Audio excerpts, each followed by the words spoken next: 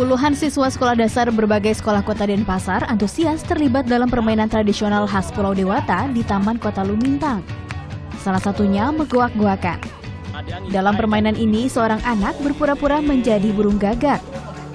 Sementara seorang lainnya menjadi induk ayam yang berusaha melindungi anak-anaknya dari serangan burung gagak. Permainan makin seru saat burung gagak berusaha menangkap anak ayam untuk memenangkan permainan. Megoak-goakan menjadi bagian dari rangkaian pelatihan permainan tradisional oleh Yayasan Penggakpen Mercy. Ide ini muncul untuk merespon keprihatinan orang tua akan menjamurnya game virtual di kalangan anak. Mereka melatih berbagai macam nilai-nilai kehidupan. Yang sangat terlihat itu sportivitas, kejujuran, semangat pantang menyerah, saling menghargai, kira-kira itu.